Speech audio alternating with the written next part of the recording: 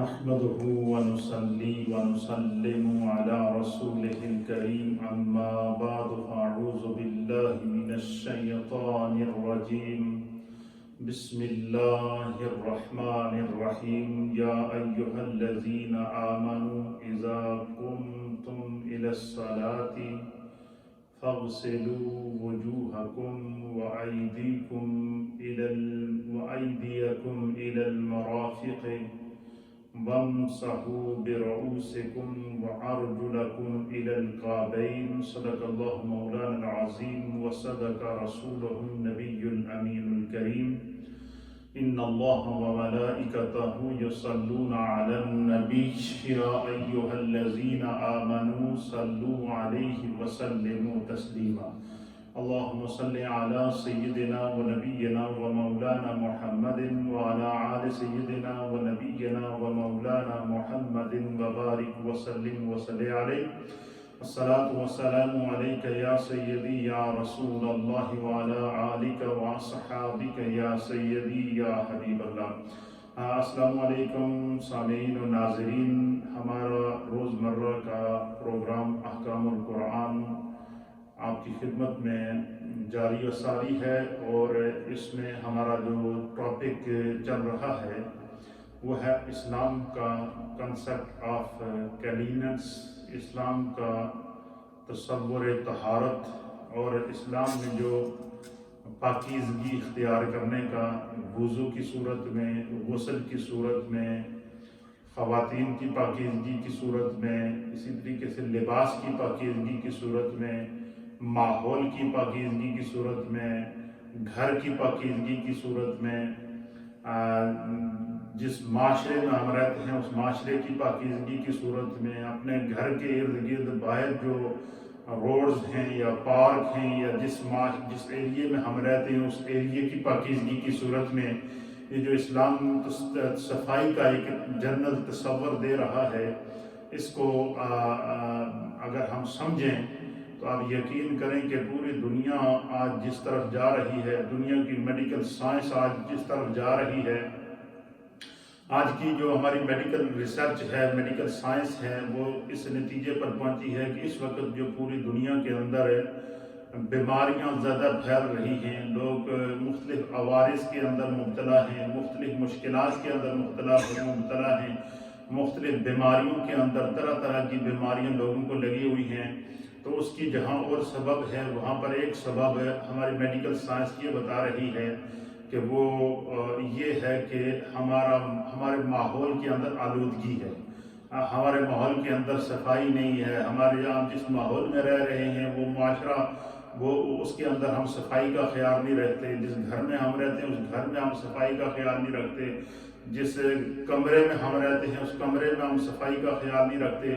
اور اسی طریقے سے جو ہے وہ جس آفس میں ہم جا رہے ہیں، جہاں کہیں کام کر رہے ہیں، وہاں ہم صفائی کا خیال نہیں رکھتے۔ جو لوگ اگر ہم ڈرائیونگ کر رہے ہیں، گاڑی چلا رہے ہیں اور اس کو ہم اپنے استعمال میں رکھا ہوا ہے، اس کی ہم صفائی کا خیال نہیں رکھتے۔ مثلا کوئی ٹیکسی کر رہا ہے تو وہ اپنی ٹیکسی کے اندر صفائی کا خیال نہیں رکھتا۔ گویا کہ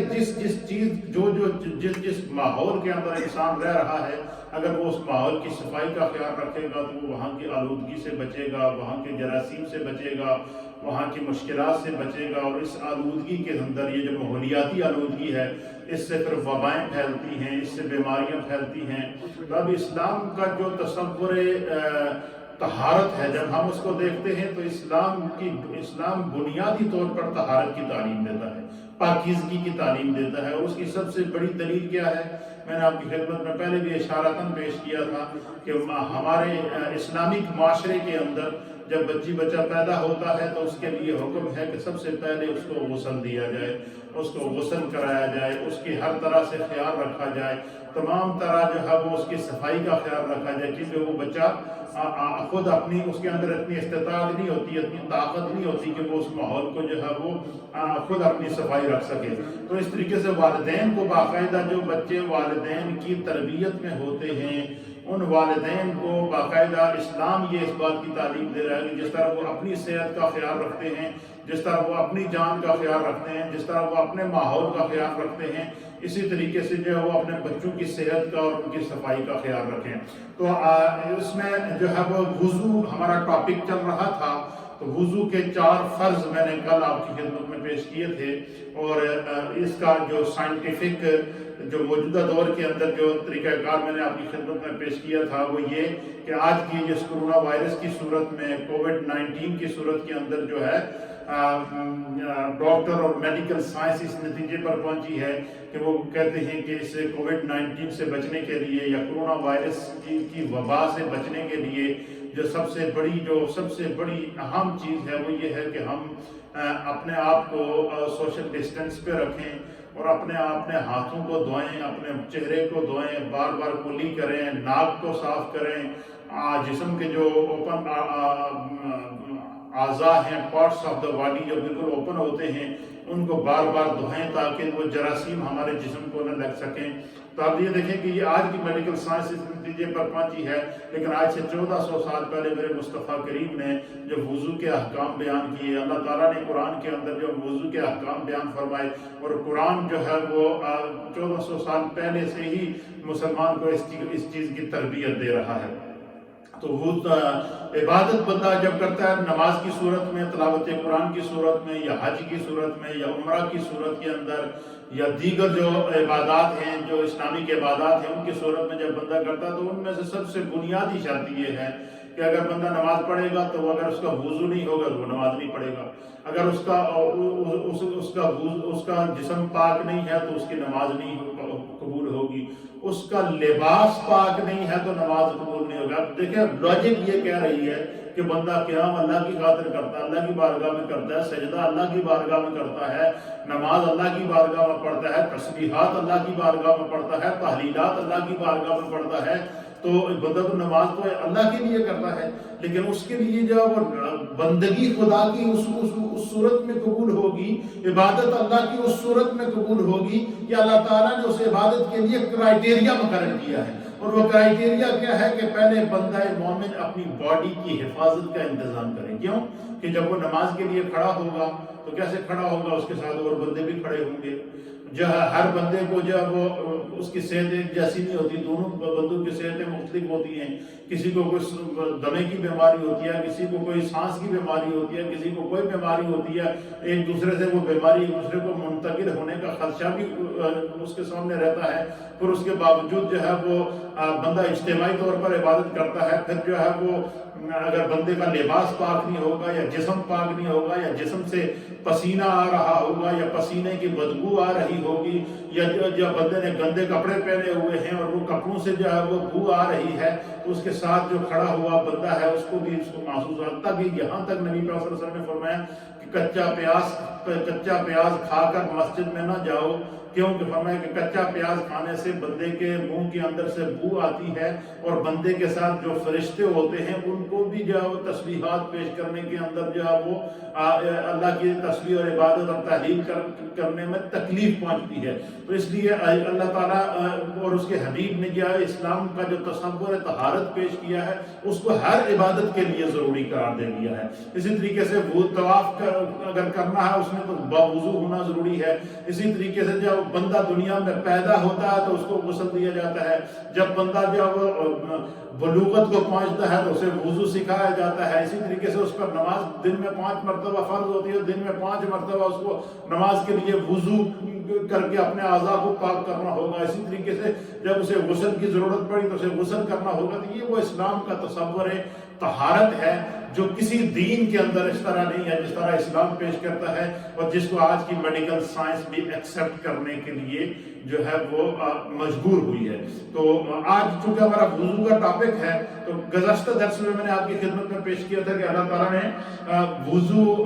کی فرضیت کو قرآن کے اندر بیان فرمایا، اور سورہ المائدہ ہے پارہ نمبر 6 ہے اور اس کی آیت نمبر 6 کے اندر فرمایا کہ یا ایھا الذین آمنوا اذا قمتم الی الصلاۃ فاغسلوا وجوہکم، کیا ایمان والو جب تم نماز پڑھنے کا ارادہ کرو تو کیا کرو، اپنے چہروں کو دھو لیا کرو، وایدیکم الی المرافق، اور اپنے ہاتھوں کو کونیوں سمیت دھو لیا کرو، وامسحوا برؤوسکم، اور اپنے سروں کا مسح کیا کرو، وارجلکم الی الکعبین، اور اپنے پاؤں کو ٹخنوں سمیت دھو لیا کرو۔ یہ وضو کے 4 فرض ہیں جس کو قرآن نے بیان کیے ہیں۔ اسی طریقے سے وضو کا جو مکمل طریقہ ہے جس کو حدیث پاک کے اندر جو ہے وہ نبی پاک صلی اللہ علیہ وسلم نے خود بیان فرمایا ہے، وضو کی فضیلت کو نبی پاک صلی اللہ علیہ وسلم نے بیان فرمایا ہے، لیکن چونکہ میں چاہوں گا کہ سب سے پہلے ہم وضو کے فرائض اور وضو کا طریقہ اور وضو کی تشریحات، پھر اسی طریقے سے جو اسلام کا جو تصور شہادت طہارت ہے اس کو جب دیکھیں تو مختلف مقامات کے اوپر قرآن کریم کے اندر اللہ تعالیٰ فرماتا ہے کہ جو لوگ اپنی طہارت کا خیال رکھتے ہیں، اپنے جسم کو پاک رکھتے ہیں، اپنے کپڑوں کو پاک رکھتے ہیں، اپنے لباس کو پاک رکھتے ہیں، تو وہ لوگ جو ہے وہ جس جگہ نماز پڑھتے ہیں اس جگہ کو پاک رکھتے ہیں، جس گھر میں رہتے ہیں اس گھر کو پاک رکھتے ہیں، جس بستر پر رہتے ہیں اس بستر کو پاک رکھتے ہیں، جس کمرے میں رہتے ہیں اس کمرے کو کی صفائی کا خیال رکھتے ہیں۔ تو گویا کہ بندہ کوشش یہ کرتا ہے کہ میں پاکیزہ ماحول کے اندر رہوں، تو پھر اس کو اللہ پاک قرآن کریم کی سورہ بقرہ کی آیت نمبر 222 کے اندر پھر خداوند قدوس ایسے لوگوں کی عظمت کو بیان کرتے فرماتا ہے ان اللہ یحب التوابین وَيُحِبُّ الْمُتَطَهِّرِينَ، فرمایا کہ بے شک اللہ تعالیٰ توبہ کرنے والوں سے اور اپنے آپ کو پاک رکھنے والوں کو، اپنی صفائی رکھنے والوں کو اللہ تعالیٰ پسند کرتا ہے، اللہ ان سے محبت کرتا ہے۔ تو پتہ چلا کہ جو بندہ پاکیزہ ہو، پاک ہو، صاف ہو، پاک اس کا جسم ہو، پاک اس کا لباس ہو، پاک اس کا ماحول ہو، پاک اس کی سوسائٹی ہو، پاکیزگی کو پسند کرتا ہو، تو اللہ تعالیٰ کہتا ہے کہ میں بھی اس سے محبت کرتا ہوں کیونکہ وہ صفائی کو پسند کرتا ہے۔ تو وہ یہ نہیں، یہ اسلام بار بار، اچھا یہ ساری صفائی کی تعلیم کیوں دی جا رہی ہے قرآن و حدیث کے اندر؟ یہ نظام طہارت کو اتنے اہتمام کے ساتھ اور اتنے انتظام کے ساتھ کیوں بیان کیا جا رہا ہے؟ اس کا جو لاجک ذہن میں آ رہی ہے وہ یہی ہے کہ خدا بھی یہ چاہتا ہے اور اس کا مصطفیٰ بھی یہ چاہتا ہے کہ انسان جب اللہ نے تمہیں تمام مخلوقات سے اشرف پیدا کیا ہے، اللہ کی بے شمار مخلوق اس دنیا کے اندر موجود ہے، ہم اگر ان کا حساب کرنا چاہیں تو نہیں کر سکتے، اگر ہم ان کو جو ہے وہ شمار میں لانا چاہیں تو نہیں لگا سکتے۔ تو اللہ نے اتنی مخلوقات پیدا کی ہے، لیکن ان تمام مخلوقات میں سے انسان کو اللہ نے اشرف المخلوقات بنایا، اور جب انسان اشرف المخلوقات ہے، تمام مخلوقات میں اللہ نے جب انسان کو شرف دیا ہے، اللہ نے تمام مخلوقات میں سے جب انسان کو عزت عطا فرمائی ہے، اللہ نے تمام مخلوقات میں سے جب انسان کو عظمت اور بڑائی عطا فرمائی ہے، تو اس کی احترام انسانیت کا تقاضا یہ ہے کہ اس کا جسم بھی پاک ہو، اس کا لباس بھی پاک ہو، اس کا کردار بھی پاک ہو، اس کا مال بھی پاک ہو، اس کا کاروبار بھی پاک ہو۔ یعنی یہ صفائی کا تعلق یہ کہ ہر چیز کے اندر انسان طہارت اور پاکیزگی کا خیال رکھے، حتیٰ کہ یہاں تک اللہ کے حبیب علیہ السلام نے صحابہ اکرام کی تربیت کی کہ قرآن اس منظر کو بیان فرماتا ہے کہ میرے مصطفیٰ کی بارگاہ میں جب صحابہ اکرام وضو کر کے، پاکیزگی حاصل کر کے، جسم کو پاک کر کے، لباس کو پاک کر کے، ماحول کو پاک کر کے، کردار اور گفتار کو پاک کر کے جب نبی پاک کی بارگاہ میں آتے تھے نا، تو حضور علیہ السلام کیا کرتے تھے؟ ان کو دین سکھاتے تھے۔ کیسے دین سکھاتے تھے؟ اللہ کے حبیب علیہ السلام ان کو دین اس طرح سکھاتے تھے کہ وَيُعَلِّمُهُمُ الْكِتَابَ وَالْحِكْمَةَ، حضور ان کو کتاب اور حکمت کی تعلیم دیتے۔ صرف یہی نہیں بلکہ کیا کرتے؟ قرآن کہتا ہے وَيُزَكِّيهِمْ، مصطفیٰ جس طرح صحابہ ظاہری طور پر پاک اور صاف ہو کر میرے مصطفیٰ کی بارگاہ میں بیٹھتے تھے، اور مصطفیٰ کریم جب ان پر نگاہ کرم فرماتے، ان پر نگاہ عنایت فرماتے، تو پھر کیا ہوتا؟ اللہ کے حبیب علیہ السلام کی اس نگاہ کو بیان کرتے ہوئے رب فرماتا ہے وَيُزَكِّيهِمْ، مصطفیٰ ان کے باطن کو بھی پاک کر لیتے تھے۔ تو بندہ مومن کی شان یہ ہے کہ اس کا ظاہر بھی پاک ہوتا ہے، بندہ مومن کی شان یہ ہے کہ اس کا ظاہر بھی پاک ہوتا ہے، اس کا کردار بھی پاک ہوتا ہے، اس کا گفتار بھی پاک ہوتا ہے، اس کا ماحول بھی پاک ہوتا ہے۔ تو اللہ تعالیٰ قرآن میں فرماتا ہے سورہ بقرہ کی آیت نمبر 222 کے اندر کہ ان اللہ یحب التوابین ویحب المتطہرین، تو گویا کہ فرمایا کہ جو بندہ پاک صاف ہوتا ہے، पाकीज़ा होकर, बावुज़ू होकर और जिस्म और लिबास को पाक रख के अल्लाह की बारगाह में हाजिर होकर तौबा करता है, तो खुदा उसकी तौबा को भी कबूल करता है, उसकी पाकीज़गी को भी पसंद करता है। वो अल्लाह का भी महबूब हो जाता है और मुस्तफ़ा करीम का भी महबूब हो जाता है। इसी तरीके से इस्लाम के तसव्वुर शहादत को, तहारत को जो है वो कुरान हकीम फुरकान मजीद ने जो है वो मुख्तलिफ अंदाज में मुख्तलिफ तरीकों से बयान फरमाया है। मैं उसकी तरफ आपको एक इशारा दे देता हूँ कि कुरान करीम फुरकान मजीद के कौन कौन से मकामात हैं। सूरह तौबा की आयत नंबर 108, पहले सूरह माइदा की आयत नंबर 6, फिर इसी तरीके से सूरह बकरा की आयत नंबर जो है वो 222 और सूरह तौबा की आयत नंबर 108 के अंदर भी अल्लाह ताला ने जो है वो उन लोगों की अजमत को बयान फरमाया कि जो लोग पाकीज़ा होकर जो है वो अपने कपड़ों को पाक करके, लिबास को पाक करके जो है वो उनमें उनकी एक आदत होती थी। और वो आदत क्या होती थी, यानी नबी पाक सल्लल्लाहु अलैहि वसल्लम की बारगाह में आने वाले सहाबा इकराम में से कुछ वो थे जो अंसारे मदीना थे और कुछ वो थे जो महाजरीन थे। अच्छा, हर इलाके का अपना कोई ना कोई रवाज होता है। जैसे हम यूके के अंदर जब हम टॉयलेट जाते हैं तो टॉयलेट में जब हम जाते हैं तो वहाँ हम टिशू इस्तेमाल करते हैं और टिशू भी इस्तेमाल करते हैं और पानी से इस्तिंजा भी करते हैं। इसी तरीके से पहले ज़मानों के अंदर तो ये इस तरह की सहूलतें नहीं होती थी, लेकिन वो ये होता था कि लोग जब पेशाब वगैरह करते थे तो वो पत्थर इस्तेमाल करते थे और जो है वो उसके बाद वुज़ू वगैरह करते थे। लेकिन मदीना तैयबा में जो अंसारी मदीना थे उनमें से एक कबीला ऐसा था, कुछ लोग ऐसे थे, एक इलाके के पूरे इलाके के लोग, कि उनकी ये आदत होती थी कि जब वो पेशाब वगैरह करते थे, पखाना करते थे, तो वो क्या करते थे कि वो बाकायदा वो जो है पहले पत्थरों के साथ जो है वो इस्तिंजा करते थे, फिर उसके बाद जो है पानी के साथ इस्तिंजा करते थे, यानी वो डबल जो है वो तहारत का ख्याल रखते थे। तो कुरान करीम फुरकानी वो इस तरह करके कि पहले पत्थरों के साथ जो है वो पेशाब करने के बाद इस्तिंजा करते, फिर उसके बाद पानी के साथ इस्तिंजा करते, फिर उसके बाद वुज़ू करते और फिर वो मस्जिद में आते। अल्लाह ताला ने उन अंसारे मदीना की इस अदा को इतना पसंद किया कि कुरान करीम फुरकान मजीद में वही नाज़िल करके अल्लाह ने उनकी फजीलत को बयान किया। और ये फजीलत बयान की कि अल्लाह ताला उनको दुगना अजर अता फरमाता है। क्यों? तो उनकी आदत ये है कि जब वो पेशाब करते हैं या पाखाना करते हैं तो वो इस्तिंजा का इस अपनी तहारत का अपने जो है शर्मगाह की तहारत का इस हद तक ख्याल करते हैं कि वो पेशाब करने के बाद पहले पत्थर के साथ इस्तिंजा करते हैं, फिर उसके बाद पानी के साथ इस्तिंजा करते हैं और जब उनको जो है वो सफाई का मुकम्मल यकीन हो जाता है फिर वो वुज़ू करके मस्जिद में आते हैं। तो अंसारे मदीना में से एक इलाका था, कुछ इलाके के लोग थे, कुछ सहाबा थे, उनकी ये आदत होती थी कि वो इस तरीके से अपनी तहारत का ख्याल करते थे। तो वो मस्जिद में आते थे जब नमाज पढ़ने तो अल्लाह ताला ने वही नाज़िल की सूरह तौबा की आयत नंबर 108 है। अल्लाह ताला ने फरमाया कि फीहि रिजालुन युहिब्बूना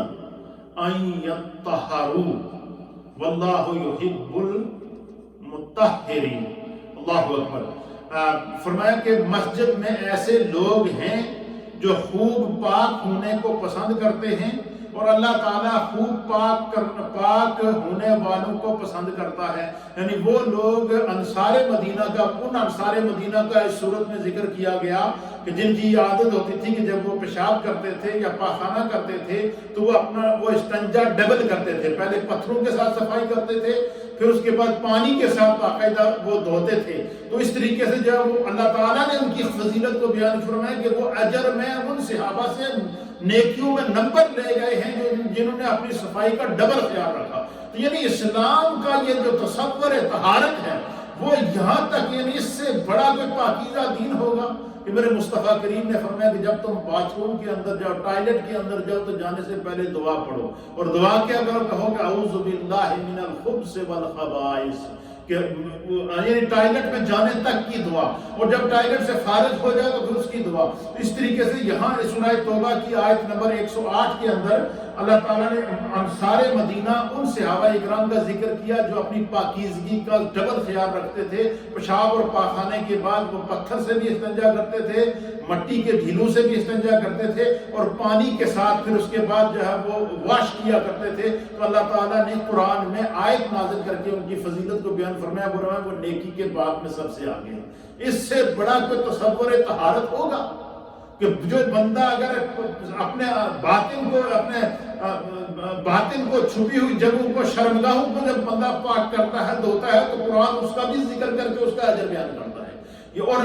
جب بندہ ٹوائلٹ جاتا ہے تو اللہ کے حبیب علیہ السلام نے ٹوائلٹ جانے کے آداب بتائے ہیں، باقاعدہ یہ بتایا کہ بندہ کیونکہ اس دور کے اندر ٹوائلٹ تبھی ہوتے تھے، کھیتوں کے اندر جاتے تھے، دور دراز علاقوں کے اندر جاتے تھے۔ نبی پاک صلی اللہ علیہ وسلم نے فرمایا کہ جب بھی تم قضائے حاجت کے لیے جاؤ، پیشاب یا پاخانے کے لیے جاؤ، تو حضور نے فرمایا کہ اس میں یہ خیال رکھو کہ کسی سایہ دار درخت کے نیچے پیشاب نہ کرنا۔ حضور نے فرمایا کسی راستے کے بیچ میں پیشاب نہ کرنا، کیونکہ لوگوں کا آنا جانا ہوتا ہے، کوئی لوگ رات کو سفر کرتے ہیں، کوئی دن کو سفر کرتے ہیں، تو کہیں آپ کے پیشاب اور پاخانے کی وجہ سے جو ہے وہ کسی کے کپڑے خراب نہ ہو جائیں یا کسی کے ساتھ نجاست نہ لگ جائے۔ تو اللہ یہ اسلام کا وہ نظام طہارت ہے جو ہمیں اسلام دے رہا ہے کہ اگر تم پیشاب کرنے کے لیے جاؤ تو ایسی جگہ جاؤ کہ جہاں لوگوں کی گزرگاہ نہ ہو، ایسی جگہ پر پیشاب نہ کرو کہ جہاں پر سایہ دار درخت ہو اور لوگ دھوپ سے بچنے کے لیے اس کے نیچے بیٹھے اور وہاں آگے گندگی پڑی ہوئی ہو۔ یہ وہ ماحول کی پاکیزگی ہے، یہ تاکہ ماحول جس ماحول میں تم رہ رہے ہو وہ ماحول آلودہ نہ ہو۔ یہ اللہ کا حبیب علیہ السلام اپنی امت کو تعلیم دیتے ہوئے نظر آ رہے ہیں۔ پھر قرآن کریم فرقان مجید کی تیسری آیت جو سورہ توبہ کے اندر میں نے آپ کی خدمت میں پیش کی، اس میں اس اسلام کا تصور طہارت اللہ نے بیان فرمایا۔ پھر جو ہے وہ سورہ بقرہ کی آیت نمبر 25 کے اندر اللہ تعالیٰ فرماتا ہے وَلَهُمْ فِيهَا أَزْوَاجٌ مُطَّهَّرَةٌ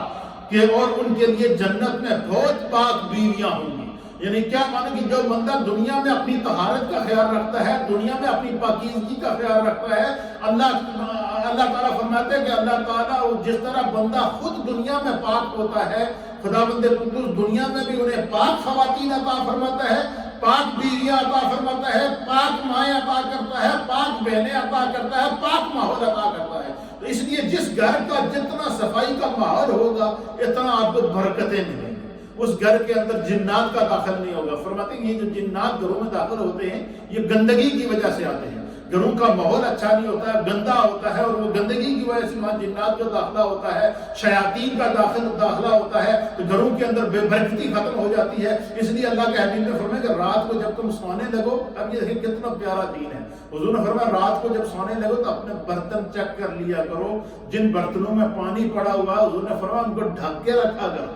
ان کو کھلا نہ رکھا کرو۔ کیوں؟ یہ وہ اسلام کا نظام طہارت ہے جو ماحول کی پاکیزگی ہمیں بتاتا ہے، معاشرے کی پاکیزگی ہمیں بتاتا ہے، گھر کی پاکیزگی ہمیں بتاتا ہے، جس علاقے میں ہم رہ رہے ہیں اس علاقے کو پاک و صاف رکھنے کا منظر ہمیں اسلام سکھاتا ہے۔ پھر قرآن کریم فرقان مجید کی 5ویں آیت ہے، اس میں اللہ رب العالمین سورہ بقرہ کی یہ آیت نمبر ہے 125، فرمایا کہ ان طہر بیتی للطائفین والعاکفین، فرمایا کہ میرے گھر کو طواف کرنے والوں اور اعتکاف کرنے والوں کے لیے پاک رکھو۔ اب اس آیت کے اندر اللہ تعالیٰ کس کو پاک رکھنے کا حکم دے رہا ہے؟ مسجدوں کو پاک رکھنے کا، یعنی جو لوگ مسجد میں خانہ کعبہ کو، مسجد نبوی اور خانہ کعبہ کے ماحول کی پاکیزگی کو اللہ بیان فرما رہا ہے کہ اس کی صفائی کا ہمیشہ خیال رکھو۔ اس آیت کے تحت ہمارے فقہاء اور محدثین اور مفسرین نے لکھا ہے کہ اس آیت سے یہ قرآن سورہ بقرہ کی آیت نمبر 125 ہے، جس میں اللہ فرماتا ہے کہ اللہ کے گھر کی صفائی کیا کرو، یعنی مسجد کی سر جھاڑو دو، مسجد کی صفائی کرو، مسجد کے اندر ویکیوم کرو، مسجد کے اندر جس طرح تم اپنے گھر کی صفائی کرتے ہو اس طرح مسجد کی صفائی کرو۔ اور فرمایا کہ جس نے مسجد کا ایک تن کا بھی اگر صفائی کیا ہے تو اللہ کے حبیب علیہ السلام نے فرمایا کہ وہ مسجد کے اندر موجود ایک تن کا وہ خدا کا ذکر کر رہا ہوتا ہے اور وہ قیامت کے دن اس کی گواہی دے گا۔ تو مسجد کو صاف کرنا، گھر کو صاف کرنا، جس جگہ نماز پڑھی جائے اس جگہ کا صاف ہونا، یہ جو قرآن کریم کی نماز کی شرائط میں سے ایک شرط یہ ہے کہ بندے کا جسم پاک ہو، یعنی باوضو ہو، یا غسل فرض ہے تو غسل کیا ہوا ہو، اور دوسری شرط کیا ہے کہ بندے کا لباس پاک ہو، اور لباس کی پاکیزگی کیا ہے کہ بندے کے کپڑے ناپاک نہ ہوں۔ پھر جب وہ کہ فرمایا کہ جس جگہ بندہ نماز پڑھے وہ جگہ پاک ہو، تو فرمایا کہ جگہ کی صفائی کا بھی ہمیں حکم دیا دین نے، اور اس کا حکم قرآن کریم فرقان مسجدوں کی صفائی، جس جگہ نماز پڑھی جائے اس جگہ کی صفائی، جس جگہ عبادت کی جائے اس جگہ کو پاک رکھنے کا حکم اگر کوئی آپ سے پوچھے کہ کہاں پر ہے تو آپ یہ بیان کر سکتے ہیں کہ قرآن پاک کی سورہ بقرہ کی آیت نمبر 125 ہے. اس میں اللہ تعالیٰ نے مسجد کو صفائی کرنے کا، مسجد حرام کو صاف کرنے کا، خانہ کعبہ کی صفائی رکھنے کا، جس جگہ بندہ نماز پڑھتا ہے اس جگہ کو صاف رکھنے کا حکم اللہ نے ہمیں ارشاد فرمایا. تو گویا جس ماحول کو ہم رہتے ہیں اس ماحول کو پاک رکھنے، اس ماحول کی صفائی کرنے کا حکم بھی اللہ ہمیں قرآن کے اندر دیتا ہے اور اللہ کے رسول نے اس کی اہمیت کو بیان فرمایا ہے. پھر اسی طریقے سے 5ویں آیت ہے، اور 5ویں آیت ہے یہ سورہ فتح کی آیت نمبر 4 ہے، اور اس میں اللہ رب العالمین فرماتے ہیں کہ وہی ہے جس نے ایمان والوں کے دلوں کو اطمینان نازل کیا. جو بندہ دنیا میں صاف اور پاک رہتا ہے خدا اس کے دل پر هو الذی انزل السکینہ، اللہ تعالیٰ اس کے جو ہے وہ دل کے اوپر سکینہ نازل کرتا ہے، سکون نازل کرتا ہے، رحمت نازل کرتا ہے، فضل نازل کرتا ہے. اور پھر جو ہے وہ آیت نمبر 6 ہے قرآن پاک کے اندر سورہ بینہ 30ویں پارے کے اندر اللہ فرماتا ہے رسول من اللہ یتلو صحفا مطہرہ،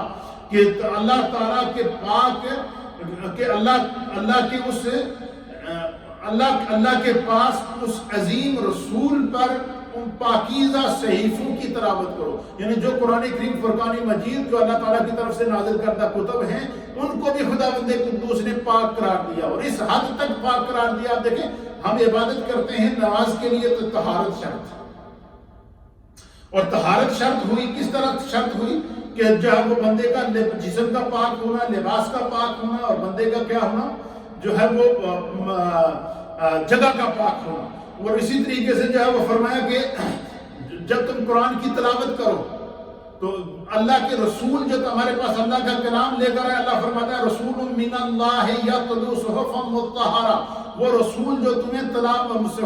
صحیفوں کی تلاوت کر کے سناتا ہے، وہ صحیفے جو کلام الہی ہے وہ بھی پاک ہے. اور اس کے بارے میں اللہ تعالیٰ نے قرآن حکیم فرقان مجید کی آگے جا کر جو ہے وہ سورہ واقعہ کی آیت نمبر 79 77 78 اور 79 ان 3 آیات کے اندر اللہ تعالیٰ نے قرآن کی عظمت کو بیان فرمایا کہ جو کلام اللہ کا قرآن ہے اس کی شان کیا ہے. فرمایا انہ لقرآن کریم فی کتاب مکنون لا یمسہ الا المطہرون. فرمایا کہ قرآن کریم کو کوئی بندہ نہ بغیر وضو کے ناپاکی کی حالت میں چھو نہیں سکتا. جب قرآن پڑھو تو پہلے وضو کرو. یہ قرآن ہمیں بنا کہ ناپاکی کی حالت میں قرآن کو چھونا پڑھنا تو دور کی بات ہے، قرآن چھو بھی نہیں سکتے. تو آپ پتہ چلا کہ جو عبادات ہیں چاہے ان کا تعلق تلاوت قرآن سے ہو، ان کا تعلق نماز سے ہو، ان کا تعلق حج سے ہو، ان کا تعلق جو ہے وہ کسی بھی قسم کی انفرادی یا اجتماعی عبادت کے ساتھ ہو، اس کے لیے طہارت کو اسلام سب سے پہلے پاکیزگی کا درس دیتا ہے. جسم کو پاک کرنے کا، لباس کو پاک کرنے کا، جس جگہ نماز پڑھ رہی ہے اس جگہ کو پاک کرنے کا. اگر تلاوت کرنی ہے تو بوضو ہو کر تلاوت کرنی ہے، بے وضو اگر تلاوت کریں گے تو گناہ ہوگا. اچھا دیکھیں بندہ نماز اللہ کے لیے پڑھتا ہے لیکن بندہ کہے کہ بھائی اللہ تعالیٰ نیت کے مطابق قبول کرنے والا ہے، لیکن بندہ کہے میں بغیر وضو کے کھڑا ہو کر نماز پڑھوں تو اس کی نماز قبول نہیں. تلاوت اگر بغیر وضو کے جگہ قرآن پاک کھول کر پڑھے گا تو اس نے قرآن کریم کی اس آیت نمبر سورہ واقعہ کی آیت نمبر 77 78 اور 79 کی مخالفت کی ہے. اللہ فرماتا ہے لا یمسہ الا المطہرون کہ قرآن کو جو ہے وہ کوئی بندہ اس طرح نہ چھوئے جب تک کہ وہ پاکیزگی حاصل نہ کر لے. تو گویا ہماری عبادات کو اللہ نے طہارت کے ساتھ مشروط کر دیا ہے، پاکیزگی کے ساتھ مشروط کر دیا ہے، چاہے وہ عبادات حج کی صورت میں ہو. پھر اسی طریقے سے آگے کچھ یہ جسمانی طہارت ہے، پھر اسی طریقے سے مال کی طہارت زکوٰۃ کی صورت میں نکل جاتی ہے، صدقات کی صورت میں نکل جاتی ہے. اسی طریقے سے جو ہے وہ کچھ جو ہے وہ عبادات جو جیسے حج ہے، اور حج کے اندر مشقت بھی ہوتی ہے لیکن اس کے لیے بھی طہارت کو شرط رکھ دیا گیا ہے. اسی وجہ سے فرمایا کہ جو ہے وہ جب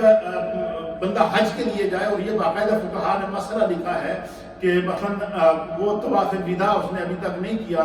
حج کا رکن اعظم ادا کر دیا، طواف وداع کا جب وقت آیا مثلا وہاں عورتیں بھی جاتی ہیں، مرد بھی جاتی ہیں، اور اس طواف کے کرنے سے پہلے اگر کسی عورت کو منتھلی پیریڈز آ گئے، اب اس کے لیے حکم ہے کہ وہ اس حالت میں طواف نہیں کرے گی، وہ رک جائے گی. وہ اس وقت تک انتظار کرے گی جب تک اس کے منتھلی پیریڈ پاک نہ ہو. انشاءاللہ یہ آگے جب عورتوں کے مسائل آئیں گے میں اس میں اس کو بیان کروں گا. تو وہ اس وقت تک انتظار کرے گی، اور جب وہ منتھلی پیریڈ سے پاک ہوگی پھر وہ غسل کرے گی، پھر وہ طواف وداع کرے گی، اور پھر وہ واپس آئے گی، ورنہ وہ اپنے شوہر پر حلال نہیں ہوگی. یعنی یہ اسلام اس حد تک جو ہے وہ پاکیزگی کا، طہارت کا خیال رکھتا ہے. پھر اسی طریقے سے سورہ بقرہ کی آیت نمبر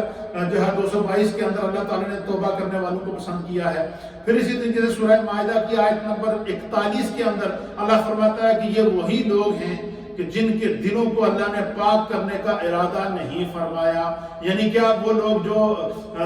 جو ہے صفائی کا خیال نہیں رکھتے، پاکیزگی کا خیال نہیں رکھتے. بندہ بے شک دنیا میں کتنا ہی بڑے اچھے کپڑے کیوں نہ پہن لے، فرمایا بڑے اچھے سے اچھا لباس کیوں نہ پہن لے، لیکن اگر اس کا جسم پاک نہیں ہے، وہ پاکیزگی کا خیال نہیں رکھتا، وہ باوضو نہیں رہتا، وہ جو ہے وہ اپنے جسم اور کپڑوں اور لباس کو پاک نہیں رکھتا، فرمایا بے شک بظاہر جتنا بھی بڑا سیٹھ کیوں نہ ہو، اللہ فرماتا ہے جس طرح اس کا لباس گندا ہے، جس طرح اس کا جسم گندا ہے، اللہ فرماتا ہے کہ میں اس کے دل کو بھی جو ہے وہ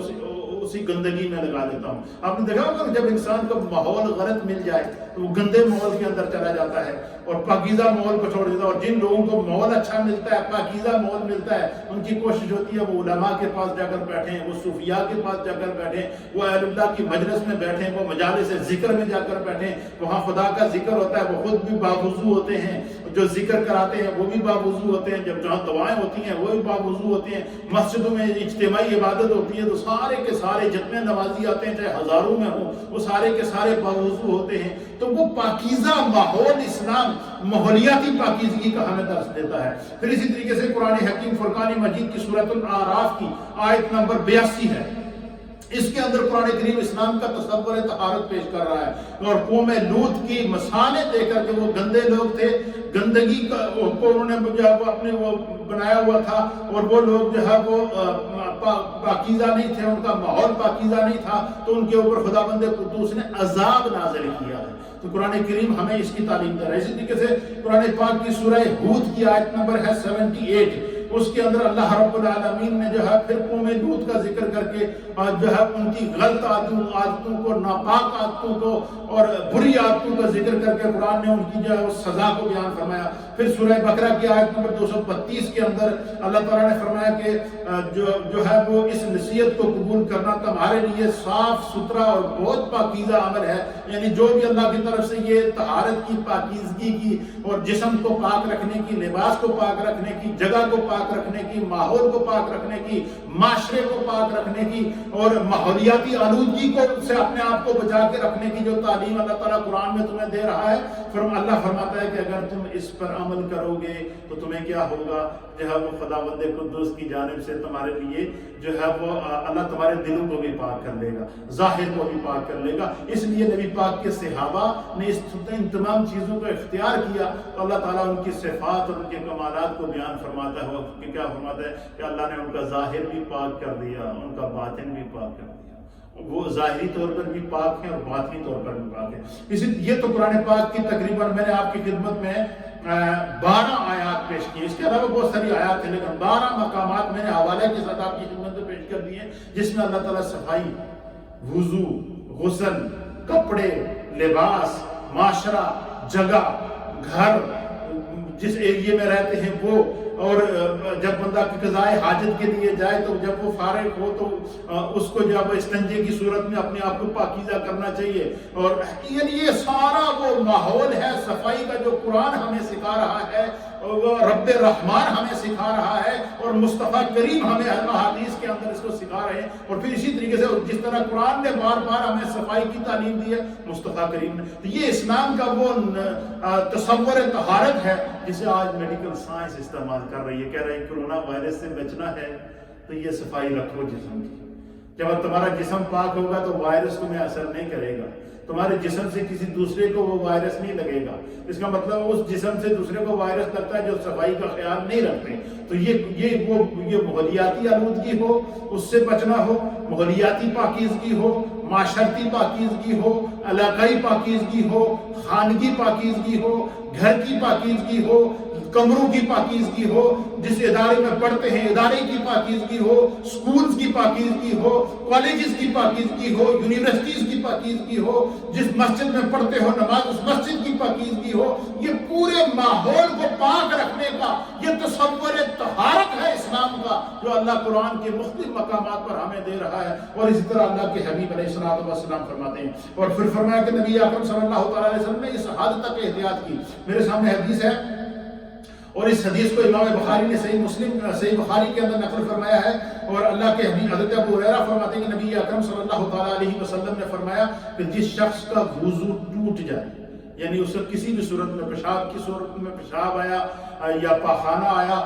یا کسی کو کوئی ہوا خارج ہو گئی یا کسی کو کسی جسم کی وجہ سے کوئی خون نکل آیا تو اس کا وضو ٹوٹ گیا، تو حضور علیہ الصلوۃ والسلام نے فرمایا کہ جب بندے کا وضو ٹوٹ جائے تو اسے چاہیے کہ وہ فوراً وضو کرے۔ کیوں؟ فرمایا کہ جس کا وضو نہیں اس کی نماز قائم نہیں ہوتی۔ حضور نے فرمایا وضو کر لے تاکہ وہ اس کی عبادت بھی جو ہے وہ اللہ کی بارگاہ میں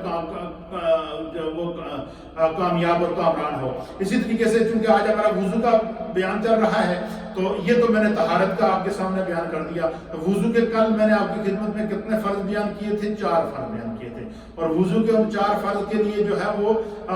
کیا تھا کہ چہرے کا دھونا، ہاتھوں کا کونیوں سمیت دھونا، سر کا مسح کرنا اور پاؤں کا دھونا، یہ وضو کے فرض ہیں۔ اسی طریقے سے وضو کی سنتیں ہیں، جس طرح وضو کے فرض ہیں اس طرح وضو کی سنتیں ہیں۔ یعنی وضو کی سنتوں کا مطلب یہ کہ وضو کا وہ پورا طریقہ جس طریقے سے نبی پاک صلی اللہ علیہ وسلم نے خود وضو کیا، حضور نے صحابہ کو اس طرح وضو کرنے کی تعلیم دی، اسی طریقے سے صحابہ اکرام نے وضو کیا، اور وہ وضو کی سنتیں تقریباً 12 ہیں، 12 سنتیں ہیں۔ اور وضو کی پہلی سنت کیا ہے کہ بندہ اپنے وضو کرنے سے پہلے نیت کر لے، میں عبادت کے لیے وضو کر رہا ہوں، ثواب کی نیت سے وضو کر رہا ہوں، نماز کے لیے وضو کر رہا ہوں، وضو میں نیت کر لے، کیونکہ نبی پاک صلی اللہ علیہ وسلم نے فرمایا کہ انما الاعمال بالنیات، اعمال کا دار و مدار نیتوں کے اوپر ہے۔ فرمایا جب بندہ وضو کرے، بے شک وہ نماز نہیں بھی پڑھنا چاہتا، کہیں سفر میں جا رہا ہے یا کچھ بھی ہے، ویسے وہ وضو کر لے اور یہ نیت کر لے کہ زندگی کا کوئی پتہ نہیں، شاید میرا سانس نکل جائے تو کم از کم اس حال میں میرا سانس نکلے کہ میں باوضو ہوں۔ کتنی پیاری نیت ہے۔ اس لیے نبی پاک صلی اللہ علیہ وسلم نے فرمایا کہ انما الاعمال بالنیات، کہ اعمال کا دار و مدار نیتوں کے اوپر ہے۔ پھر دوسری حدیث کے اندر حضور علیہ السلام نے فرمایا کہ نیت المؤمن خیر من عملہ، کہ مومن کی نیت اس کے عمل سے بہتر ہوتی ہے۔ تو جب بھی وضو کریں یا غسل کریں یا جب بھی کوئی نیک کام کرے تو اس کی پہلے سے نیت کر لینی چاہیے تاکہ نیت کا بھی ثواب ملے اور اللہ تعالیٰ اس کام کے اندر مدد فرمائے۔ تو وضو کی 12 سنتیں، ان میں سے پہلی سنت ہے نیت کرنا، اور دوسری سنت کیا ہے؟ بندہ وضو کرنے سے پہلے کیا کرے؟ بسم اللہ الرحمن الرحیم پڑھ لے، بسم اللہ پڑھ کے وضو شروع کرے۔ پھر فرمایا کہ وضو شروع کرنے میں جو ہے وہ پہلے ہاتھوں کو کلائیوں تک دھوئے، ہاتھوں کو پہلے کلائیوں تک دھونا، ہاتھوں کو کلائیوں تک دھونا یہ وضو میں سنت ہے، اور ہاتھوں کو کونیوں سمیت دھونا یہ وضو میں فرض ہے۔ یہ بات اس میں رکھیے۔ پھر اسی طریقے سے 3 مرتبہ کلی کرنا وضو میں یہ سنت ہے، اور 3 مرتبہ پھر جو ہے وہ کلی سے پہلے مسواک کرنا یہ سنت ہے۔ پھر اسی طریقے سے 3 مرتبہ ناک میں پانی ڈالنا وضو کے لیے یہ وضو کی سنت ہے۔ پھر اسی طریقے سے جو ہے وہ ناک میں پانی اس حد تک ڈالے کہ ناک کے نرم ہڈی تک پانی پہنچ جائے، یہ سنت ہے۔ اور دائیں ہاتھ سے پانی ڈالے اور بائیں ہاتھ کی چھوٹی انگلی کے ساتھ ناک کے اندر انگلی ڈال کے وہ باقاعدہ کوشش کرے کہ اس کے اندر کوئی رطوبت یا کوئی چیز اندر لگی ہوئی ہو تو وہ صاف ہو جائے۔ اب فرمایا کہ یہ سنت ہے۔ پھر اسی طریقے سے جو ہے وہ 3 بار ناک کو جھاڑنا تاکہ کسی بھی قسم کا بیکٹیریا، کسی بھی قسم کا جراثیم، آپ نے دیکھا یہ کرونا وائرس یہ ناک کے ذریعے داخل ہو رہا ہے۔ اب دیکھیں 1400 سال پہلے میرے مصطفیٰ نے فرمایا کہ جب ناک میں پانی ڈالو تو 3 دفعہ ڈالو، پھر کیا کرو؟ حضور نے فرمایا کہ چھوٹی انگلی، بائیں ہاتھ کی چھوٹی انگلی کے ساتھ یہ ناک کے جو چھوٹے سوراخ ہیں، نتھنے جن کو کہتے ہیں، ان سوراخ کو نرم ہڈی تک حضور نے فرمایا انگلی اندر پھیرو۔ پھر اس کے بعد جو ہے وہ حضور نے فرمایا کہ پانی ڈال کے پھر ناک کو جھاڑو۔ ناک کو جھاڑنے کا کیا معنی کہ ناک کے اندر موجود کسی بھی قسم کا جراثیم ہو، کسی بھی قسم کا مہلک مرض تمہارے اندر ہو، کسی بھی قسم کا بیکٹیریا موجود ہو, کسی بھی قسم کا جراثیمہ موجود ہو, تو وہ وضو میں دھونے سے نکل جائے گا. آج کی میڈیکل سائنس یہی کہہ رہی ہے کہ تم بار بار ناک کو دھو اور جو ہے وہ کلی کرتے رہو اور منہ کو دھوتے رہو اور ہاتھوں کو دھوتے رہو تو تم کورونا وائرس کسی وبا سے بچ جاؤ گے. یعنی آج میڈیکل سائنس جس نتیجے پر پہنچی ہے, آج سے 1400 سال پہلے میرے مصطفیٰ کریم نے اس کا طریقہ بتا دیا تھا. تو وضو میں ناک کے اندر پانی چڑھانا اور ناک کو جھاڑنا یہ سنت ہے 3 بار, 1 مرتبہ بھی نہیں, 3 مرتبہ کرنے کی تاکید کیوں فرمائی ہے کہ اگر پہلی مرتبہ میں کوئی جراثیم نہ نکلے, پہلی مرتبہ میں کوئی ایسی بیکٹیریا اندر موجود نہ نکل سکے تو دوسری مرتبہ نکل جائے گا, دوسری مرتبہ نہ نکلے تو تیسری مرتبہ ضرور نکلے گا, کیونکہ اللہ تعالیٰ نے وضو کے اندر رحمت رکھی ہے. تو گویا کہ ساری کہ وضو انسان کی پروٹیکشن ہے, اور اللہ یہ چاہتا ہے کہ بندہ پہلے اپنے آپ کو سیف کرے پھر میری بارگاہ میں آئے, کیونکہ وہ رحمان ہے, وہ رحیم ہے, وہ کریم ہے, وہ اپنی مخلوق سے پیار کرتا ہے. پھر اسی طریقے سے جو ہے وہ سارے سر کا مسح کرنا, سر کا چوتھائی حصہ مسح کرنا, اس طریقے سے یہ پانی ہاتھوں سے جوڑے اور اس طریقے سے چوتھائی حصہ سر کا مسح کرنا, یہ سنت ہے, یہ فرض ہے. اور پورے سر کا مسح کرنا یہ جو ہے وہ سنت ہے. پھر اسی طریقے سے جو ہے وہ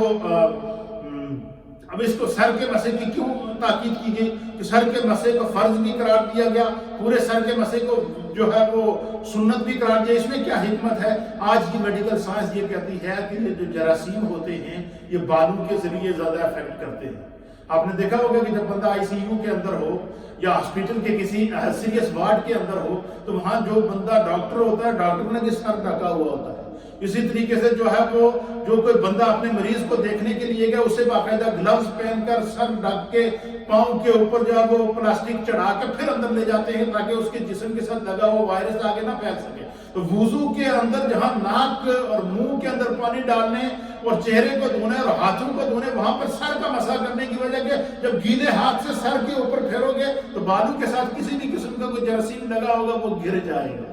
یعنی یہ اسلام اس کی پروٹیکشن دے رہا ہے. یعنی آج کی میڈیکل سائنس جس نتیجے پر پہنچی کہ بالوں کے ساتھ جراثیم چمٹ جاتے ہیں, میرے مصطفیٰ نے دن میں 5 مرتبہ سر کا مسح کرنے کی تاکید فرمائی ہے تاکہ انسان کے سر کے بالوں کے ذریعے یا چہرے کے بالوں کے ذریعے یا داڑھی کے بالوں کے ذریعے یا جسم کے بالوں کے ذریعے کوئی کسی قسم کا بیکٹیریا, کوئی جراثیم اس کی صحت کو نقصان ہے نہ پہنچا سکے. پھر اسی طریقے سے فرمایا کہ ہاتھوں اور پاؤں کی انگلیوں کا خلال کرنا. لیکن جب ہم بسا ہوتا تو ہاتھ یا پاؤں دھوتے ہیں تو یہ انگلیوں کے جو جوڑ ہوتے ہیں, یہ جوڑ آپ کو نظر آ رہے ہیں, دیکھیں یہ ابھی انگلی ہاتھ بند ہے تو جوڑ نظر, اس کے اندر پانی اس کو کھول کر فرمایا کہ جب بندہ ہاتھ دھوئے اس طریقے سے خلال کرے, اس ہاتھ کو گیلا کر کے ادھر پھیرے, اس ہاتھ کو گیلا کر کے ادھر پھیرے تاکہ انگلیوں کے بیچ میں, اسی طریقے پاؤں کی انگلیوں کے بیچ میں, تاکہ ان کے بیچ میں جو وقفہ رہ گیا ہے وہ خالی نہ رہے. کیوں کہ وضو میں ہاتھ دھونا فرض ہے, اور اگر فرض جو چیز دھونا فرض ہے وہ بال کے برابر میں خشک رہ جائے گی تو آپ کا وضو نہیں ہوگا. اس چیز کا بہت خیال رکھا کریں کہ ہاتھ اور پاؤں کی انگلیوں کے بیچ میں جو وقفہ ہے اس تک پانی پہنچنا چاہیے, تو ان کا خلال کرنا یہ سنت ہے. پھر اسی طریقے سے جو ہے وہ لگاتار اعضائے وضو کو دھونا. اب یہ نہیں کہ بندہ بیٹھے بعد لوگوں کی عادت ہوتی ہے, یہ بڑی بری عادت ہے اور بہت بڑا گناہ ہے. وضو خانے میں آتے ہیں, 2-4 دوست بیٹھے ہیں وضو خانے پہ, ٹوٹیاں کھلی ہوئی ہیں, آپس میں گپیں لگا رہے ہیں, ایک کبھی ہاتھ دھو کر گپ لگا رہے ہیں, پھر منہ میں پانی ڈال کر گپ لگا رہے ہیں, پھر جو ناک میں پانی ڈال کر گپ لگا رہے ہیں. یہ نہیں, تو فرمایا کہ جب وضو کرو تو کوئی دنیاوی باتیں نہ کرو, پے در پہ لگاتار دھو. ہاتھ دھو, اس کے فوراً بعد جو منہ میں پانی ڈالو, اس کے فوراً بعد ناک میں پانی ڈالو, اس کے فوراً بعد چہرہ دھو, اس کے فوراً بعد ہاتھ دھو کونیوں سمیت, پھر اس کے فوراً بعد سر کا مسح کرو, اس کے فوراً بعد پہلے دایاں پاؤں دھو پھر بایاں پاؤں دھو, تاکہ فرمایا کہ وضو کے دوران وقفہ نہیں ہونا چاہیے, اور تاکہ اتنا وقفہ کہیں ایسا نہ کہ وہ ایک اعضاء دھو لے اور دوسرا جب باتیں کرتے کرتے واپس خشک ہو جائے. تو اس لیے پے در پہ وضو کرنا چاہیے, وضو کے بیچ میں وقفہ نہیں کرنا چاہیے, اور اس کا ایک عضو دھو کر دوسرے عضو کو خشک نہیں ہونے دینا ہے. بالکل اس طریقے سے لگاتار وضو کرے. جس طرح بندہ نماز پڑھتا ہے تو جب ظہر کی نماز ہم 12 رکعت پڑھتے ہیں تو پھر اکٹھی 12 رکعت پوری کرے. اسی طریقے سے جب وضو کرتا ہے تو وضو کے سارے اعضاء کو مسل دھونے کی جو ہے وہ یہ سنت ہے. اسی طریقے سے وضو کی جو ہے وہ وضو کے اندر کانوں کا مسح کرنا, کانوں کا مسح کرنا بھی جیسے سر کا مسح بندہ کرنا, اس طریقے سے یہ سر کا مسح کر دیا, پھر ہاتھ کو ادھر لے آیا, اب یہ انگلی اور یہ بیٹھا اس شہادت کی انگلی کو کان میں ڈالے اور انگوٹھے کو کان کے پیچھے رکھے, اس طریقے سے شہادت کی انگلی کو کان کے اندر پھیرے اور انگوٹھے کو کان کے باہر پھیرے، اس طریقے سے کان کا مسح کرنا، پھر گردن کا مسح کرنا. اور یہ اس میڈیکل سائنس یہ بتا رہی ہے کہ جو بندہ اپنے سر کے بالوں کو دن کے ٹائم گیلا رکھے اور کان کو کے اندر گیلی انگلی پھیرے اور گردن کا مسح کرے. فرمایا سر اور کان اور گردن کے درمیان کچھ ایسی نسیں ہوتی ہیں جن کا تعلق براہ راست انسان کے برین سے ہوتا ہے، دماغ سے ہوتا ہے. فرمایا کہ جب وہ دیکھیں نا، آپ نے یہ دیکھا ہوگا کہ انسان کا جسم مٹی سے بنا ہے، اور ہم جب کھیت میں پانی دیتے ہیں تو سبزیاں اگتی ہیں، پانی دیتے ہیں تو درخت ہرے بھرے رہتے ہیں، پانی دیتے ہیں تو ان کے ساتھ پھول لگتے ہیں. اسی طریقے سے فرمایا جب بندہ سر کا مسح کرتا ہے، گردن کا مسح کرتا ہے، کانوں کا مسح کرتا ہے، تو فرمایا یہ رگیں گیلی ہوتی ہیں، اور جب یہ رگیں گیلی ہوتی ہیں تو پھر خداوند قدوس ان رگوں کا جو دماغ کے ساتھ کنیکشن ہوتا ہے ان کے اندر تازہ ہو جاتی ہے، ان کے اندر ہریالی آ جاتی ہے، ان کے اندر جان آ جاتی ہے. تو یہ گویا وضو کرنے سے انسان کو دماغی بیماریاں اللہ تعالیٰ دور کرتا ہے. پھر اسی طریقے سے فرمایا کہ ترتیب وار وضو کرنا جو ہے، یعنی ترتیب وار وضو سے مراد یہ کہ یہ نہیں کہ بندہ کہے کہ میں پہلے پیر دھوئی گرنا تو پھر جناب بعد ہاتھ دھوا تو پھر جناب سر دھوا. نہ، وضو کا جو سنت طریقہ ہے پہلے دونوں ہاتھوں کو دھوئے، پہلے استنجا کرے، پھر دونوں ہاتھوں کو دھوئے، پھر اس کے بعد جناب جو ہے وہ منہ میں پانی ڈالے 3 دفعہ، پھر ناک میں پانی ڈالے، پھر اس کے بعد چہرہ دھوئے، پھر اس کے بعد جب پھر ہاتھوں کو کونیوں سمیت دھوئے، پھر اس کے بعد سر کا مسح کریں گے، پھر دائیں پاؤں کو دھوئے، پھر بائیں پاؤں کو ٹخنوں سمیت دھوئے. تو یہ جو ترتیب بیان کی ہے، اس ترتیب کو خلط ملط نہ کرے، آگے کی ترتیب پیچھے نہ کرے، پیچھے کی ترتیب آگے نہ کرے. ہم چونکہ اللہ فرماتے ہیں اطیعوا اللہ و اطیعوا الرسول، اللہ اور اس کے رسول کی اطاعت ہم پر فرض ہے، اس لیے جو ہے ہمیں اس حالت میں فرض ہے. یہ وضو کی سنتیں ہیں اور وضو کے فرائض ہیں جو میں نے آپ کے سامنے بیان کر دیے ہیں. اسی طریقے سے کچھ وضو کے مستحبات ہیں، اور وہ فرمایا کہ وضو کے مستحبات میں سے یہ ہے کہ ہاتھ اور پاؤں کو دھونے میں دائیں طرف سے شروع کرنا، یہ وضو میں مستحب ہے. پھر اسی طریقے سے گردن کا مسح کرنا، یہ وضو میں مستحب ہے. اور اسی طریقے سے قبلہ روح ہو کر بیٹھنا، یہ وضو میں مستحب ہے. پھر اسی طریقے سے کوئی انگوٹھی یا کوئی چوڑیاں جیسے عورتیں پہنتی ہیں، اس طریقے کی کوئی چیز پہنی ہوئی ہو تو وضو میں وہ باقاعدہ اس طرح انگوٹھی کو ہلا کر جاؤ، ڈھیلی ہے تو باہر نکال کے تاکہ اس کے بیچ میں جگہ خشک نہ رہ سکے. چوڑیاں پہنی ہوئی ہیں تو ان چوڑیوں کو آگے پیچھے کر کے اس میں پانی ڈالیں تاکہ چوڑیوں کے نیچے جگہ خشک نہ رہ جائے، کیونکہ پونیوں سمیت ہاتھوں کا دھونا یہ فرض ہوتا ہے. پھر اسی طریقے سے بعض ہماری مائیں بہنیں ہوتی ہیں جو ناک کے اوپر جو ہے وہ تیلا لگاتی ہیں. آج کل تو خیر عورتیں چھوٹا چھوٹا تیلا پہنتی ہیں، پہلے جو ہماری مائیں بہنیں ہوتی ہیں تو وہ باقاعدہ بڑی نلی پہنا کرتی تھی، اور وہ بڑا تیلا ہوتا تھا، پورا آدھے ناک کے اوپر نظر آتا تھا. تو اس کے لیے باقاعدہ چہرہ دھونا فرض ہے. اور علماء محدثین نے دیکھا کہ جب عورت جو ہے وہ اور بعض عورتیں وہ ہوتی ہیں جن کے جو کانوں کے اندر کانٹے ڈالتی ہیں، تو ان کے لیے باقاعدہ یہ حکم ہے کہ جس وقت وہ وضو کریں تو وہ ناک کے اندر انگلی ڈال کے جو تیلا پہنا ہوا ہے اس کو تھوڑا سا باہر اندر سے جب اس کو انگلی رکھ کے باہر کر کے اس کے بیچ میں وقفہ ڈال کے اس کے اندر پانی ڈالے تاکہ وہ جگہ خشک نہ رہ جائے. اسی طریقے سے چوڑی آپ نے یہ پہنی ہوئی ہے، بالی پہنی ہوئی ہے یا کانٹا پہنا ہوا ہے، تو اس کو باقاعدہ آگے پیچھے ہلا کر اس کے اندر پانی جانا چاہیے تاکہ جو ہے یہ ساری چیزیں کیوں احتیاطیں بتائی ہے تاکہ وضو میں کوئی جگہ جو فرض ہے وہ خشک نہ رہ جائے. یہ اسلام، یہ وہ ایسا طہارت کا نظام، ایسا اسلام کا تصور پاکیزگی کوئی مذہب اور پیش کر کے تو دکھائے. یہ قرآن کے اندر اللہ نے اس کی اہمیت کو بیان فرمایا، میرے مصطفیٰ نے اس کی اہمیت کو بیان فرمایا. اسی طریقے سے جو ہے وہ اونچی جگہ بیٹھ کر وضو کرے کہ کہیں ایسا نہ کہ وضو کرے تو اس کے چھینٹے واپس اس کے کپڑوں کے اوپر پڑ جائیں. اس چیز کا خیال رکھنا چاہیے. جیسے ہماری مسجدوں میں وضو خانے بنے ہوئے ہیں یا گھروں کے اندر یہ سنک وغیرہ لگے ہوتے ہیں، یہ بہت اچھے ہوتے ہیں کہ پانی اسی کے اندر گر جاتا ہے. اسی طریقے سے جو ہے وضو کے کچھ مکروہات ہیں. مکروہات یہ ہیں کہ ناپاک جگہ پر جو ہے وہ وضو نہ کرے. کہیں ایسا نہ کہ پہلے گندگی پڑی ہوئی اور اس میں بندہ اور وضو کرے اور وہ چھینٹے پڑ کر وہ جائے پاک ہونے کے وہ الٹا ناپاک ہو جائے. اسی طریقے سے جو وہ سیدھے ہاتھ سے ناک صاف نہ کرے، یہ مکروہ ہے. الٹے ہاتھ سے ناک صاف کرے، جس طرح کہ میں نے ابھی وضو میں آپ کو بتایا کہ ناک کو کس طرح سے صاف کرے. بائیں ہاتھ کی چھوٹی انگلی کو ناک کے اندر پھیرے اور ناک کو جب جھاڑے بائیں ہاتھ کے ساتھ، دائیں ہاتھ کے ساتھ جھاڑنا مکروہ ہے. پھر اسی طریقے سے جب استنجا کرے تو بائیں ہاتھ کے ساتھ استنجا کرے. یہ ساری وہ احتیاط شریعت ہمیں بتا رہی ہے. یہ مجھے بتائیں کہ دنیا میں کوئی ایسا نظام ہے جو استنجا کرنے کا طریقہ بتا رہا ہو، اس کی فضیلت بتا رہا ہو، ہاتھ دھونے کی فضیلت بتا رہا ہو، وضو کا طریقہ بتا رہا ہو، غسل کا طریقہ بتا رہا ہو، ایسا اسلام کا نظام طہارت میں نے آج تک کسی مذہب کے اندر نہیں دیکھا۔ یہ وہ مسلمان کی پروٹیکشن ہے۔ آج دنیا کی میڈیکل سائنس اس طرف گئی ہے۔ میرے دوستوں، میرے بزرگوں، ہم یہی کر سکتے ہیں کہ اسلام کے پیغام کو آپ تک آسان سے آسان کرا کر پہنچائیں تاکہ دین سیکھ سکیں۔ میری مائیں بہنیں جو سن رہی ہیں، ان کی خدمت میں بھی گزارش ہے کہ یہ جو دروس میں آپ کی خدمت میں پیش کر رہا ہوں، یہ بڑی محنت کے ساتھ تیار کر کے پوری رات 24 گھنٹے لگا کے ہم مسائل کو جمع کرتے ہیں تاکہ آپ تک یہ مسئلے پہنچ سکیں۔ تو اس کو میں اور پھر میں اس کو ویڈیو کے اوپر سوشل میڈیا پر بھی دے رہا ہوں تاکہ یہ ریکارڈ کا حصہ بن جائے۔ انسان کی زندگی کا کوئی پتہ نہیں ہوتا، اور یہ اللہ کا فضل ہے کہ ہمارے 1000 سے زائد لیکچرز، دروس جو ہے وہ یوٹیوب کے اوپر دستیاب ہیں، فیس بک کے اوپر دستیاب ہیں، سوشل میڈیا نیٹ ورک کے اوپر دستیاب ہیں۔ آپ وضو ڈالیں گے تو وضو کے مسائل نکل آئیں گے، غسل ڈالیں گے غسل کے مسائل نکل آئیں گے، تفسیر قرآن ڈالیں گے تفسیر قرآن نکل آئے گی، حدیث ڈالیں گے درس حدیث نکل آئے گا، فقہ ڈالیں گے درس فقہ نکل آئے گا۔ یہ اللہ کا فضل ہے۔ 1000 سے زائد میرے لیکچر اس وقت سوشل میڈیا کے اوپر آ چکے ہیں، اور یہی خواہش ہے کہ جب تک زندگی ہے پیغام دین عام ہو جائے۔ تو آج ہم نے وضو کا طریقہ مکمل کیا ہے، سیکھا ہے، اور مجھے امید ہے کہ آپ کو یہ پسند آیا ہوگا۔ اللہ تعالی ہم سب کا حامی و ناصر ہو۔ لا الہ الا اللہ، لا الہ الا اللہ، الا اللہ الا اللہ، لا الہ الا اللہ، الا اللہ الا اللہ، محمد رسول اللہ صلی اللہ تعالیٰ علیہ وسلم۔ حضرت محترم، دعا سے پہلے یہ ہمارا طہارت، اسلام کا نظام طہارت، اس پر درس تو جاری ہے، لیکن کل اس ٹاپک پر درس نہیں ہوگا۔ کل چونکہ 10 رمضان ہے، اور کل انشاءاللہ ہمارا جو درس ہوگا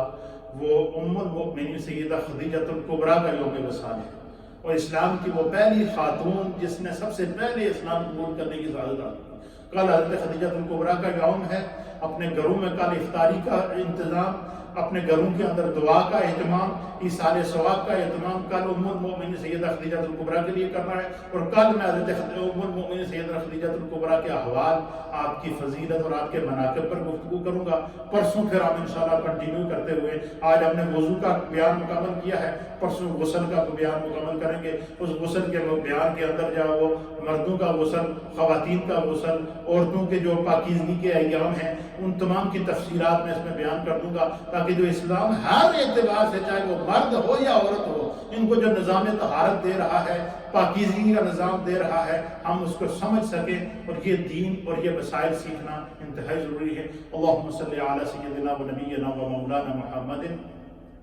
وعلى آل سيدنا ونبينا ومولانا محمد صلاة دائمة مقبولة تؤدي بها حقه العظيم۔ یا رب کریم، اپنی رحمت کاملہ اور اپنی شان کریمی کے صدقے ہم سب کے گناہوں، خطاؤں، لغزشوں، کوتاہیوں کو معاف فرما۔ جو دین بیان کیا گیا ہے اس کو سمجھ کر ہم سب کو اس پر عمل کی توفیق عطا فرما۔ اس میں جو مشکلات ہیں اللہ ان کو دور فرما۔ ہم سب کو اللہ اس کا اجر عطا فرما۔ جتنی مائیں بہنیں، بزرگ، نوجوان گھروں میں موجود ہیں، سب کے گھر بار، رزق، روزگار میں برکتیں عطا فرما۔ ہم سب کے تمام مرحومین کی بخشش اور مغفرت فرما۔ اسلام پر زندگی اور ایمان کامل پر خاتمہ ہم سب کا مقدر فرما۔ رب اغفر وارحم وانت خیر الراحمین۔